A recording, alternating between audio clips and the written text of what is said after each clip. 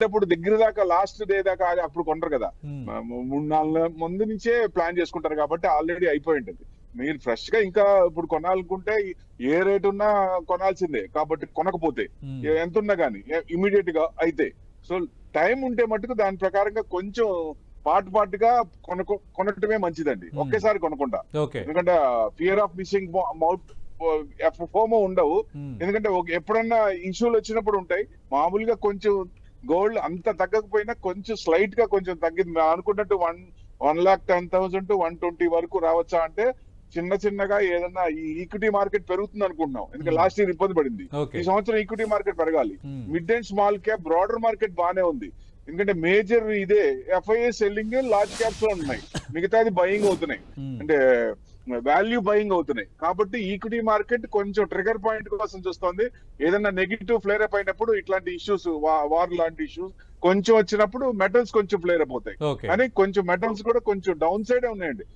Silver అయితే 235 to 240 లేకపోతే 230 to 240 range తీసుకోవచ్చు. అక్కడ దాకా ఏదైనా ఉంటే ఛాన్స్ రావచ్చు, అక్కడ దాకా రావచ్చు. మళ్ళీ అక్కడ నుంచి స్పైక్ అయ్యే ఛాన్స్ ఉంటుంది.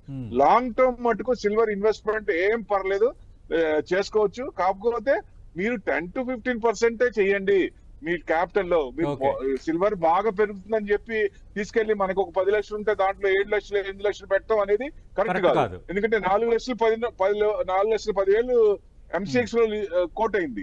అది 4,10,000 మళ్ళీ రావాలంటే ఎంత టైం పట్టింది? 2011 లో మీకు అట్లా 75,000 నుంచి 38 కి వచ్చింది. అప్పుడు పరిస్థితి వేరు, స్ట్రాటజీ వేరు. మార్కెట్ స్ట్రాటజీలో మార్పు రానంత కాలం సిల్వర్ అంత పడకపోవచ్చు. ఈ ప్రాఫిట్ బుకింగ్ ఇది ట్రెండ్ రివర్సల్ కాదు.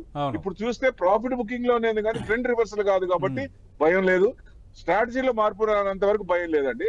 లాంగ్ టర్మ్ కాబట్టి ఇక్కడ నుంచి ఎవరైనా చేసినప్పుడు మాట దాంట్లో కూడా 10 to 15%, ఒక 5% ఇంకొంచెం పడితే అట్లా 10 మ్యాక్స్ టు మ్యాక్స్ మన క్యాపిటల్ లో 10 to 15% పెట్టుకుంటే మంచిది. ఎందుకంటే ఎంత పడినా 2.5 లక్షలు తగ్గింది. అంటే సార్ డైరెక్ట్ కొనుగోలు కరెక్టా లేదంటే ఈటీఎఫ్స్ లేదా డిజి గోల్డ్ డిజిటల్ గా గోల్డ్ కొనడం కరెక్టా?